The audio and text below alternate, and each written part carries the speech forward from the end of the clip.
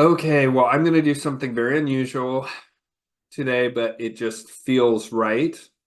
And I'm just going to trust to be raw and vulnerable with you guys because I think that it points to a much deeper spiritual lesson that I think goes way beyond me and my situation. I made an error, which I'm usually pretty good about not making these kind of mistakes, but I have something very intense going on in my private life that's been going on for about 5 months now. And it's the most painful thing of my adult life, other than remembering the complex PTSD, abuse memories, and having all that come up and all the complications in my life that caused. But I made a big error with the work project, and it doesn't matter that much in the grand scheme of things, but it because of what it sort of tangentially connects to in my private life, I had this massive, massive, massive emotional release. I mean, you can see it in my face. That's why I decided to come on camera and be vulnerable and just remind everyone that we're all human and we're just doing the best that we can. Um, and the theme of this past 5 months, over and over and over and over again, since this started happening for me, is surrender. It's surrender to the will of the Most High, regardless of how painful circumstances might be. And this is the most painful circumstance of my adult life. And I can't share it because it involves multiple other people. And out of respect for them and their privacy, I'm not going to share it. Maybe in the future I will, but right now I will not. But it's incredibly intense and it's really difficult. And yet I know other people are going through even harder things. A friend of mine and a student of my angelic magic class has come down with a very bad cancer diagnosis. And this person is a really wonderful human being. And what's coming up for so many people is themes around surrender and themes around worthiness and being worthy to receive the love that you want, being worthy to maybe have children in your life, being worthy to have the love of another adult in your life, being worthy to have abundance, being worthy to have friendships, being worthy to step into positions of leadership, being worthy to make a change in this world. And the thing is that we're all worthy even before we incarnate, but we come into here with a birthright of worthiness to have all that we wish and dream, and that it's because of conditioning that we think otherwise, and we have to work through and unravel this intense conditioning. And in some cases, and I'm certain this is what's happening for me, there's massive karmic soul level lessons, right? Like the beautiful, beautiful woman who is in my class who has this cancer diagnosis, she has some deep fundamental belief that she is unworthy of love and is rejected of love unless she's dying. And so cancer has manifested for her. I wish I could talk about what's going on for me personally, but I just can't.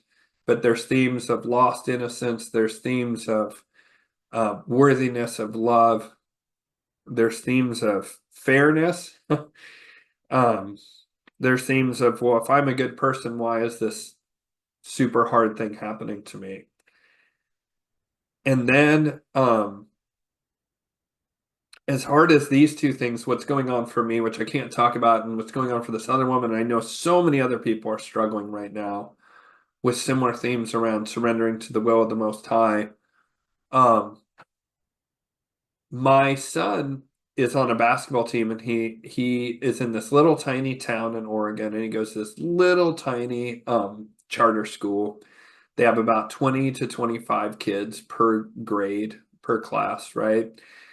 And he was on the starting varsity basketball team last year, and was actually probably the second best player on the team. Overall, for consistency, probably the first best player, but it's a testament to how tiny a school is. My son is very good at basketball, but he's a tiny school, and he had this kid on his team who's a senior last year, and he's this incredibly muscular young man, and he looked like he stepped out of a bodybuilding magazine, just unbelievably ripped. He could bench press something absurd, like 300 pounds. And I mean, he looked it too. And he was their center. And, you would see this kid and you'd think this kid is going to be just a thug. This kid, there's no way that this is a good kid when he looks so masculine and dominant. And yet, every time you talk to this young man, he'd say, "Oh, Mr. Ferguson, yes, sir. Thank you, sir. Thank you, sir, so much for the compliments." Because I'd say, "Hey, great game." Yeah, I don't want to say his name out of respect for the family, but I'd say, "Great game, young man. Like, you really crushed it." And he'd say, "Thank you, sir. Yes, sir." And he'd shake my hand and give a firm handshake. And it was like he had been frozen, like Dr. Evil style up in some satellite that was sent up in the 1950s of just perfect Americana young gentlemen, very masculine and very much a giver and a provider and a protector. And just, he was really in his divine masculine, this young man. And he was engaged, and he was out logging with his father, and he fell backwards in a freak accident, and he got impaled by wood. And it didn't kill him, but it wounded him really badly. What they didn't know was there was a flesh-eating bacteria on that wood. And it got into this young man's, it got into his bloodstream. And the local hospital didn't understand what they were dealing with, and they actually needed to amputate this young man's arm, which would have been absolutely devastating for him because this man's body was his temple, this young man. And he had a life flight helicopter to Portland, and we live, near Corvallis.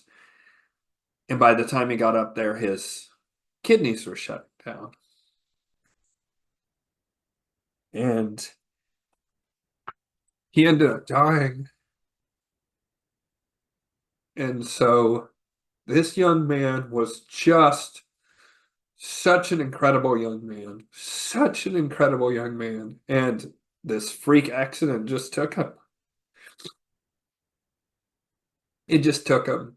And I keep telling myself, like, what I'm going through is incredibly hard, and any human being would have sympathy for it. But I cannot imagine. They say psychologically there is no worse pain than a parent losing their child. And I actually, this young man came to me, his spirit came to me after he died, and I gave a message to his mother from him, and for his mother mostly, and also for his father and for his fiance. And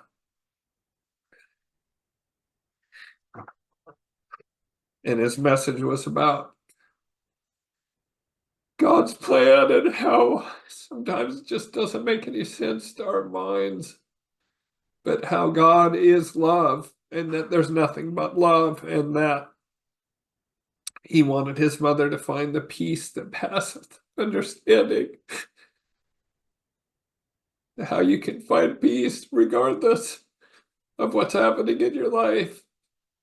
And I've experienced that with what I'm going through a number of times, and then it comes back, just the grief and the agony and the uncertainty and the doubt and the not knowing when this situation is going to resolve. Or,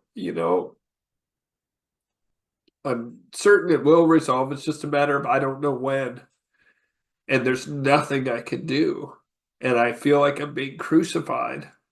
And I look and I think about this young man's mother, because this just happened. God, I can't remember if it was last week or this week. I think it was last week, and this just happened, and the parents are still in shock, and they're blaming themselves and wondering what they could do different. And it was just one weird thing after another corner case things, and I can't imagine being in it, but the message from the Spirit was God is love. God is love. And that we're here to love one another. And that's it.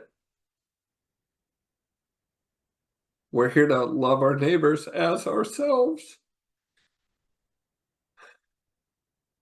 And we're here to surrender. We're here to surrender to the unfolding of Big G God, the ultimate creator God. The Most High is the God of this earth, but it's a polarity. The Most High is a polarity. It's the polarity of goodness. It's the polarity of creation and beauty and love. And we're stuck right now. It's almost over, thank God. But we're here in this Malachian time period, which is also polarized, and it's all of the evils of the universe. And we're moving into this era of evolution and dramatic change, the Luciferian era, because Lucifer represents change and evolution. So at least we'll get out of the stagnant, god-awful Malachian nightmare. And right now, so many people are learning the lesson of surrender. It's surrender to why, and it's surrender. It's worthiness. It's loving thy neighbor as thyself and learning to love ourselves, because we have to love ourselves first, because before we can love thy neighbor as thyself. If we don't love ourselves, then that commandment's not much good. So we have to find that love. We have to find that love deep within our heart and feeling that Atman, that Godhead, that direct connection, that spark of the Creator that's within us, which in this earth realm is the Most High, which is the Father, Yeshua, told us about, and at whose right hand Yeshua now sits as a deity of this planet. And there is an ultimate God, and that ultimate God is everything. It's everything. It's everything. It's all this evil stuff that we see in the world. It's all the goodness in the world, all the beauty in the world, all the natural beauty, right? But even in nature, you see the tiger eats the little deer baby. The mother is shot by the hunter, and Bambi has to grow up without a mother. It's the slavery that we have. But all of that is an experience to bring us back after going and wandering through the desert and wandering through the nightmare of this world.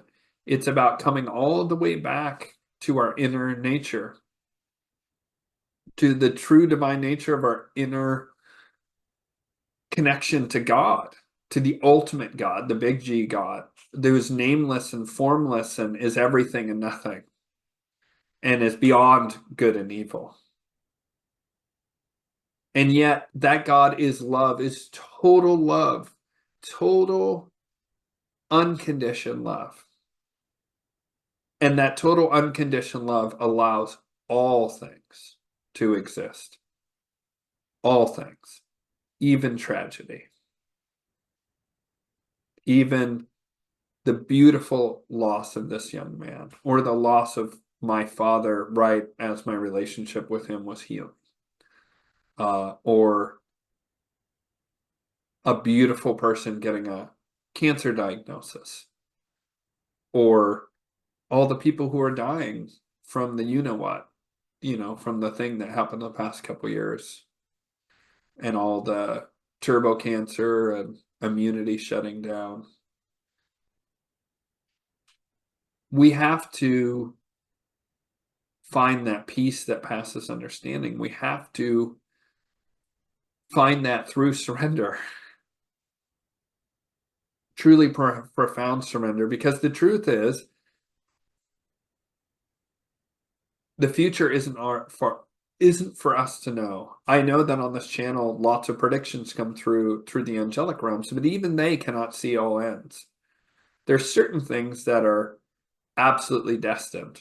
Things like the bottleneck event that's coming, certain things historically had to happen exactly the way they happened. I actually wouldn't be here if not for Hitler and Stalin, because World War II broke out because of Hitler and Stalin. And my grandfather was the 11th of 13 children, dirt poor dirt farmers in rural Illinois. And my maternal grandmother was a greengrocer's daughter who had lost his wife and lost his leg in World War One. And she was very poor. They had this little tiny, barely room for a display of goods, greengrocer in South London. And my grandfather lost, I think it was 7 or 8 consecutive coin flips to get stuck with going to London at the end of the war. Everybody wanted to go to Paris. And then if you couldn't go to Paris, you wanted to go to Rome. And if you couldn't go to Rome, you wanted to go to Amsterdam. And if you couldn't go to Amsterdam, you wanted to go to Berlin, right? And there was 2 things per each of these things I'm saying within his unit. And he lost every single coin flip and ended up going to London. And then while he was there, a few days before he was ready to fly out back to the US, having a miserable time in London, his buddy said, "Hey, I want you to come with me and be my wingman because there's this English chick I want to hook up with." And my grandfather was like, "You've got to be kidding me, bro." And the guy's like, "Hey, you owe me, blah, blah, blah. Remember that time, da, da, da." And basically strong-armed my grandfather into going kind of against his will. And my grandmother, English woman, who had been having American guys come over for like a year now and just, picking up and having sex with English women and making a lot of promises and not delivering. Her friend said, "Hey, there's an American soldier I want to go on a date with. I need you to come with me because I don't want to go by myself." And my grandmother didn't want to go. And her friend harassed her and harangued her until finally she went. And my grandparents were the wing partners for the other 2 who kind of maybe hit it off or didn't. But my grandparents fell instantly in love. And my grandmother moved all the way across the world from England to Illinois and then eventually to Oregon. And so without the horror of World War II, I would not exist. It's a lot to think about. And I've been thinking about it my whole life. I wouldn't be here if not for the greatest calamity this planet has ever seen, or at least the greatest calamity that we know of in the Kali Yuga. I think World War II is fairly unparalleled. There's the Bronze Age collapse, a couple other things, which was at the nadir of the Kali Yugas. But nonetheless, one of the worst things that's happened in the past 6,000 years directly led to me existing. Does that mean that I'm like, yay, I'm so glad for World War II? No. I mean, I don't know. I don't know. It's just that this is the will of God. All of this, everything that's happening is the will of God. And while some things are destined, the vast majority of our life is about free will. And we can choose to fight and struggle against our circumstances. We can choose to be angry and hateful. And I have, one of the things I've been really working on is I actually have a lot of anger. I work very hard to be a beautiful person who does good in the world. And I do that, but I also have this deep anger that comes through my paternal line. I'm the first man going back as many generations as there was living memory of when I was a kid who didn't physically abuse his son. I broke that chain. I also was abused in a much worse way from other family, and I broke those chains too. But I couldn't completely break all the chains of what I had. And so I have a teenage son, and I've yelled at him many times, and I really deeply regret that. I really, really regret that, and I wish I could have done better. Even on that note, I was much better than my father, but still, it's where I'm striving to be a better person. And we're given a choice all the time with how do we respond to a situation. And today, initially, I chose anger. I chose anger. I was filled with rage that I'd made this gigantic mistake because it triggered me around money. And would I have the money that I need to? Because it seems the left brain says it's money that is the missing piece that would resolve my situation that I have. But it's not even true because there's additional things that are outside the control of even money that will resolve this situation or not for me. But because it seemed to fit that mold, I initially chose anger and I raged that I had made such a mistake. But anger is the guardian of sadness. And fortunately, I was able to switch gears and I had a massive release. And I just cried and cried and cried. And I begged the angels for help. And they just kept saying, surrender, surrender, surrender. And so I did. And I've surrendered so many times in this. And each time I surrender about this, I surrender at a deeper level. And so what does this have to do with the content of this channel? These are interesting stories, Ian, and we appreciate you being raw, hopefully. But what does this have to do? Well, I talk about the bottleneck event a lot on this channel. That's upcoming probably about a year from now. I wouldn't be surprised at all if it was next fall or winter. The angels kind of peg it to last quarter of 2025 to early 2026, mid 2025, say to mid 2026 within that year. I don't know what it is. It hasn't been shown to me. I suspect it's ships in the sky. I suspect it's perhaps a fake alien invasion followed by the real deal showing up. And I think that paradigm expansion is going to kill a lot of people. I also think that there's going to be massive chaos when that happens because so many people are going to lose their minds.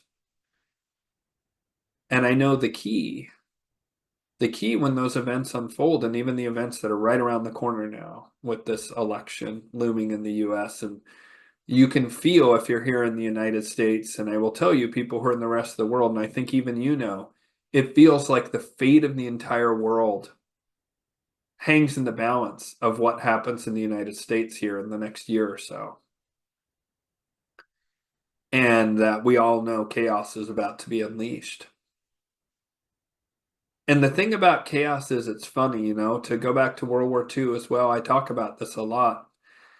I can't stand Tom Hanks, obviously evil. But there's a movie called Saving Private Ryan. And in Saving Private Ryan, it shows the invasion of Normandy on D-Day. And you see these soldiers in a ship all shaking with fear and fearful. And they go up on the beach. And the first one of these ships, it drops its gate. And immediately everyone in that ship is killed by German machine gun fire. They're just all killed. Boom. Just obliterated.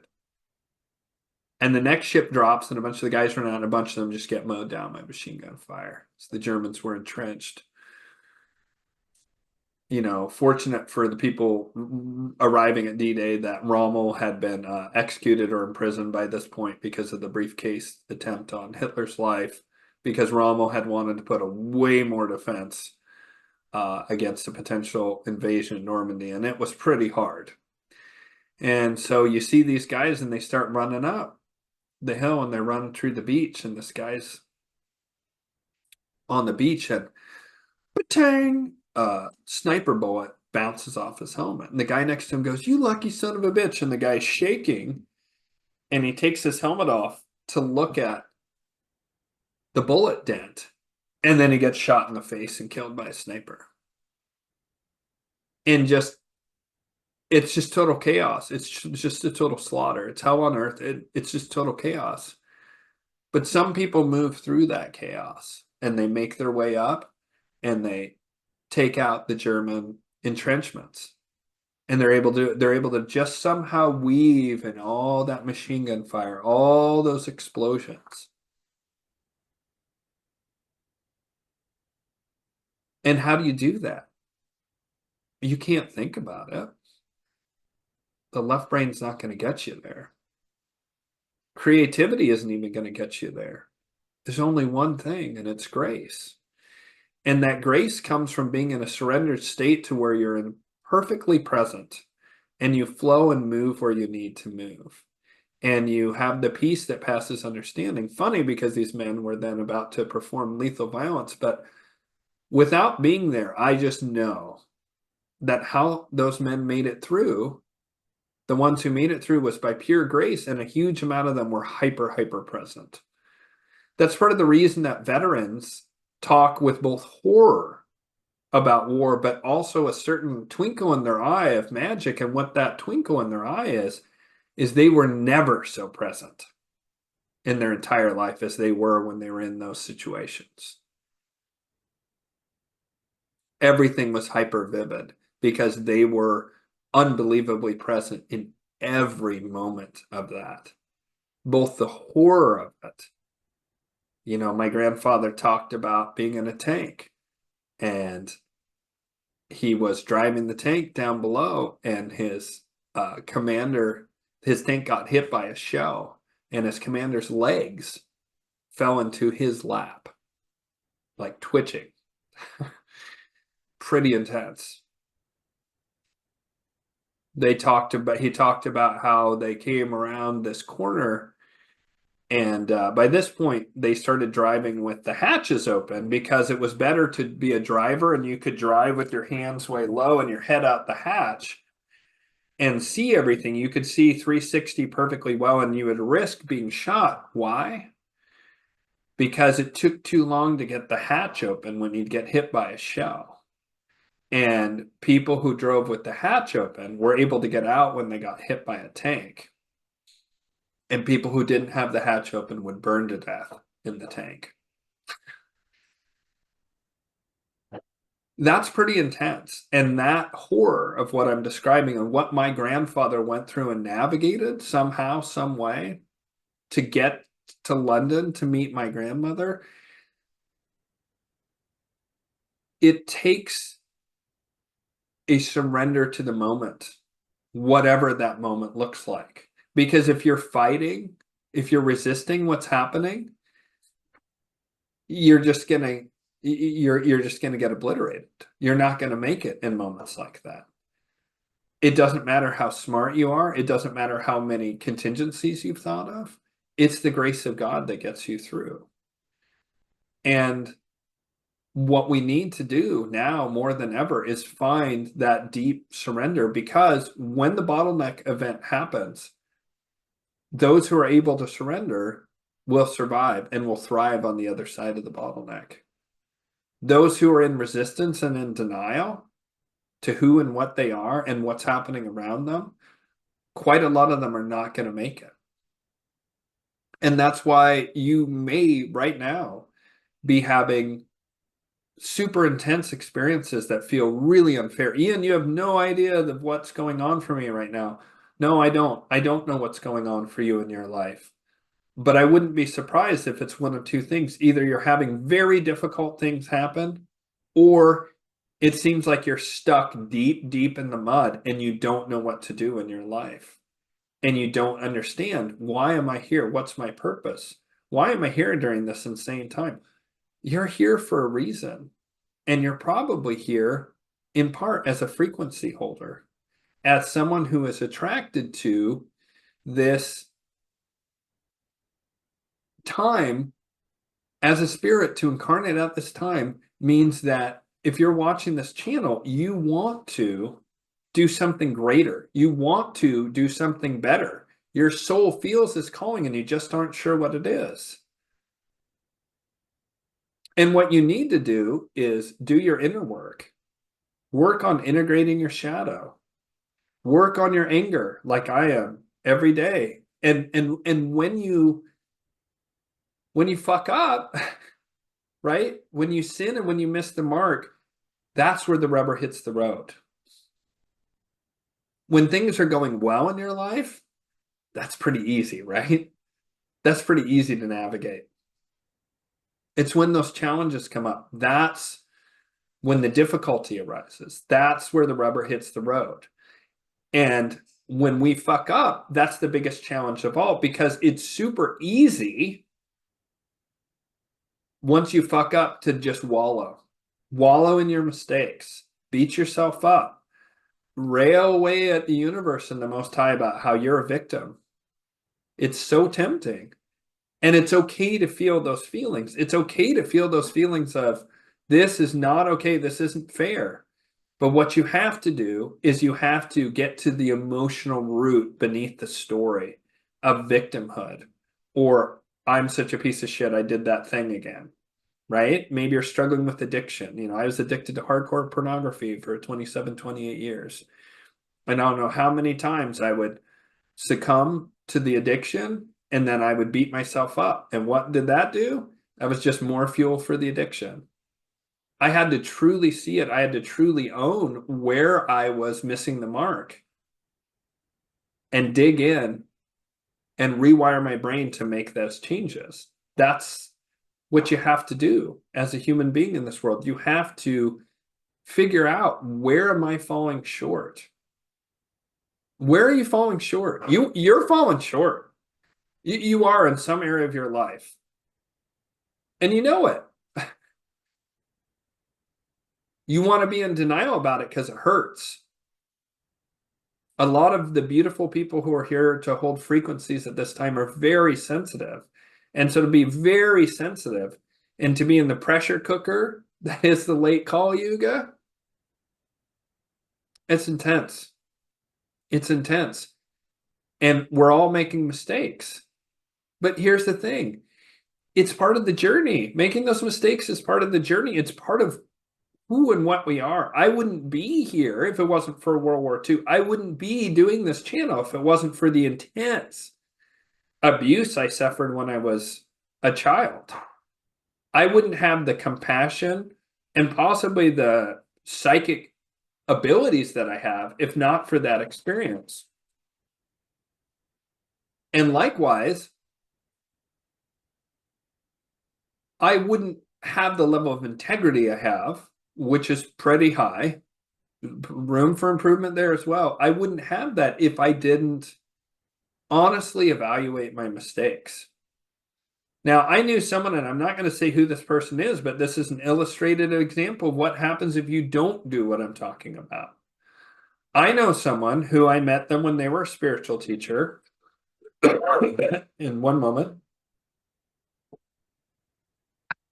And when I met them, they had about 12 people who would come to their spiritual events. And they were phenomenally humble, and they were able to bring through just incredible life-changing information from being in this incredible surrendered state. And they were very, very humbled. Well, this person then started to get to be famous, like really quite famous. And right around the time they started to get kind of famous, all of a sudden their ego came back. And they literally said to someone, I have no blind spots. Which that should be a big warning. I try not to have blind spots, and I don't think I have a lot. But the other thing is that this person claimed not only to not have blind spots, which is potentially true, but to also basically be perfect in their behavior. That's a huge red flag. And you might be sitting there, maybe you're in the opposite end of the spectrum. Maybe you're not struggling right now. Maybe you're crushing it, right? Maybe you're really powerful or wealthy or whatever. Well, are you sure there's not any area for improvement? Are you sure you can't be more generous, more kind to people? Are you sure you're not being great to your husband or your children or the people you work with or the people who work for you? Are you sure there's no area for improvement in your life? Because if you really believe that, you're probably in way worse shape, actually, than the people who are down in it, down in the muck, and are like, oh my God, my life is going to shit, but fuck, I have a problem with alcohol. I need to resolve these issues I have around my father beating me, and I'm going to get up and pull myself up on my bootstraps and start working on this even though I have nothing. Those people who recognize where they're falling short are way ahead of the pack. And people who think that there's nothing to be improved in their life, red alert, that's danger. Because it's almost certainly not true unless you're a living saint and you're in a state of enlightenment. And there's not a lot of people like that.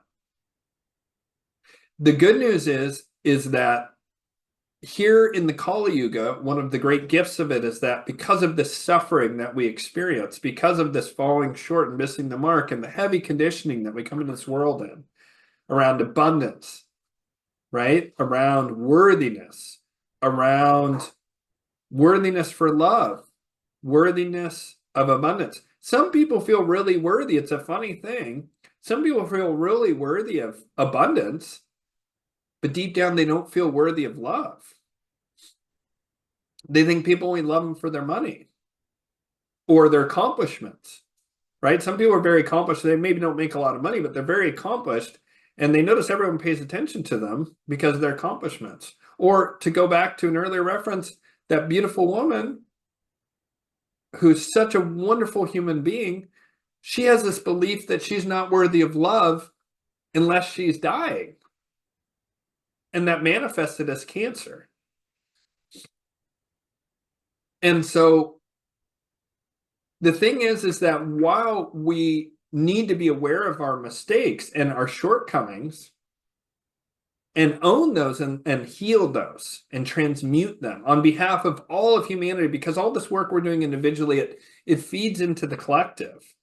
And as the collective ramps up its madness, we need to love even harder. We need to focus even more on what can I do to heal and resolve this trauma, this shadow within myself. And the more we do that, the more we're creating the conditions for a compression breakthrough, not just for ourselves, but for humanity. And the good news is that we are all worthy. We're all worthy of abundance. We're all worthy of love. We're all worthy of having children who love us, a partner who loves us, right? Co-workers who love us. We're all worthy of all of that stuff. And we don't have to have this motto of it only comes from hard work and from maybe cleaving to this Malachian power structure system. That was the old way. That's the old way of consciousness. The new way is about holding a frequency. It's about holding a frequency of surrender and, right, female principle, and then stepping into our divine masculine or divine feminine, which ironically, that taking of action is the masculine principle. It's finding that balance of the two within us. That full surrender to not my will, but the will of the Most High be done. And finding deeper and deeper levels of surrender and stepping into our divine masculine or divine feminine. And it's going to look different for everyone. Everyone has different talents and abilities. But as you surrender more deeply into the will of the Most High, as you more clearly see your shortcomings where you've sinned and missed the mark, and you work to integrate and heal that shadow, it will bring online all of those abilities and talents that God gave you. And so many of us are what I call the sleeper cells of the Most High. You're waking up now because if you had woken up early, that Malachian energy would have crushed it and stamped it out. But now that Malachian energy is trying to throw tables and chairs in the way of the Luciferians, right? They're scrambling because it's a bar fight. It's an Old West bar fight. And the Malachian knows that they're going to lose. And they're just trying to throw whatever will fucking stick and whatever chaos they can create, anything they can to try and get away from justice, from their comeuppance. It won't work.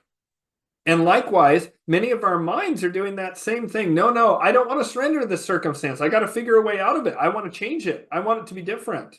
What can I do? I want to do something active to change things. Well, there is something you can do. It's active, but it's actively surrendering. And then once you've surrendered, then you look around and you look at, okay, where's my role in what's happening? and taking radical responsibility. It's funny, you surrender to what is, and then you take radical responsibility for your own life. And it's easy to take radical responsibility for the aspects of your life that are going well, right?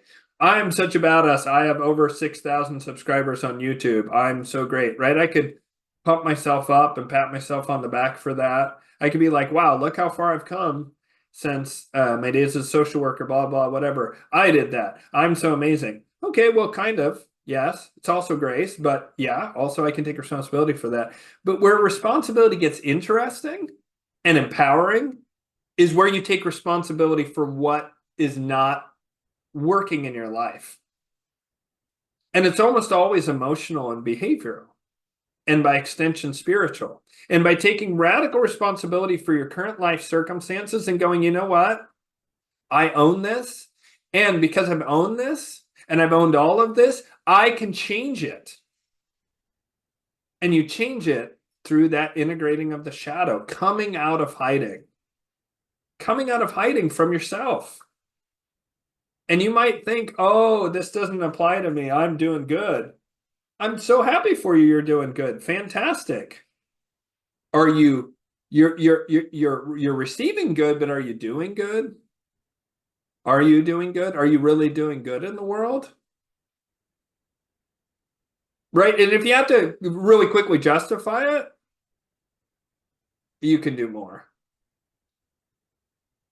Like, I'm doing good in the world. I do know that I'm actually doing good in the world. I can say that honestly. I can do more. I can do a lot more. And what's holding me back right now is that worthiness, feeling worthy to receive love in a certain circumstance, a certain kind of love, and also worthiness around having the abundance to do the great works of good I can do in the world. And so there's layers and layers and layers to this process. But it starts with surrender, and then taking radical responsibility for your life, and then taking action, internal action, that then will lead to a clarity on what external actions to take based on your God-given gifts and abilities. And some people are in positions of power. And some people are like, well, I'm not in a position of power. Well, you know human beings, right? Do you know other people? Do you know other people who are struggling right now?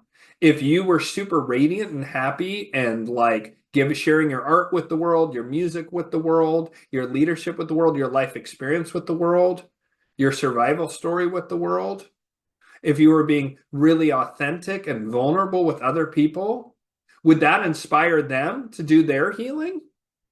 You fucking bet it would.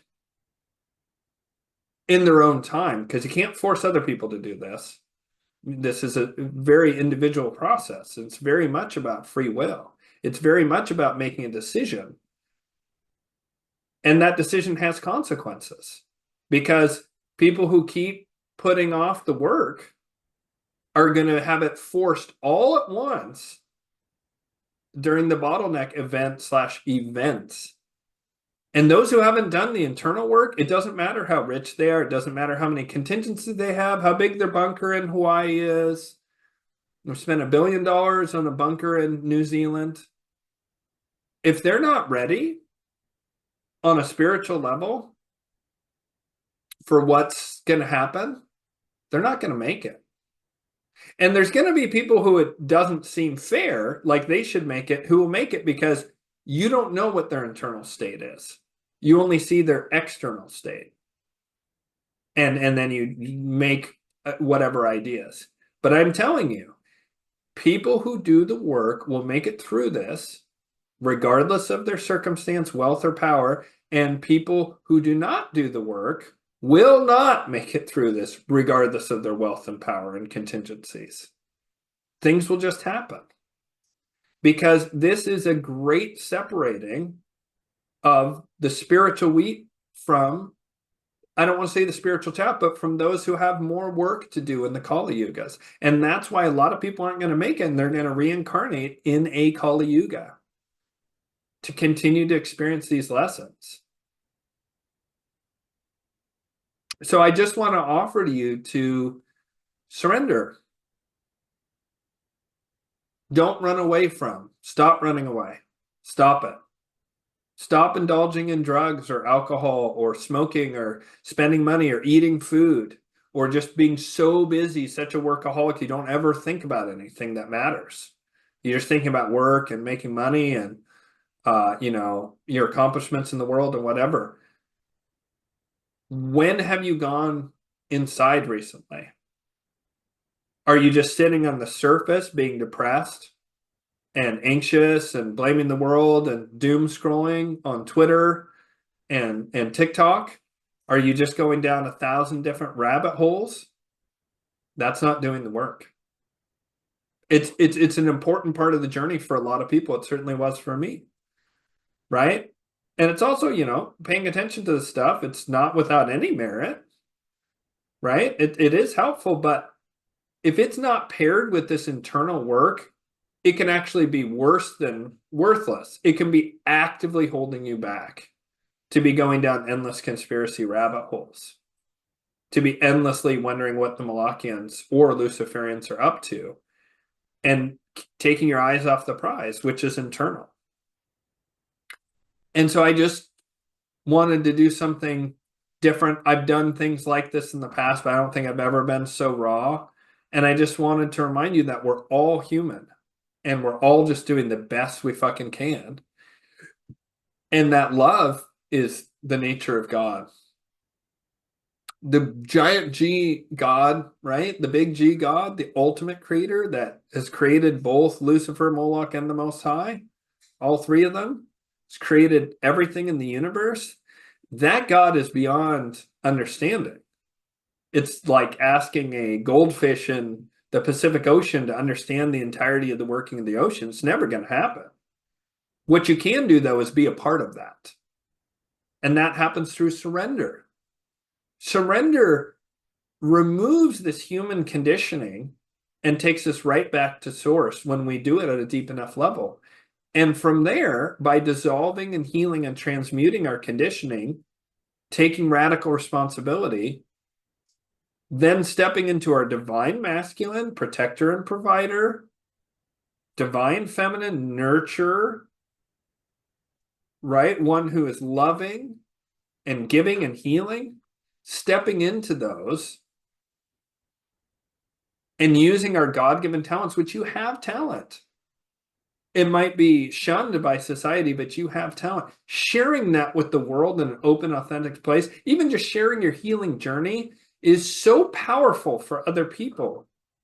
If this has been powerful for you, that you can do the same thing and have it be powerful for others.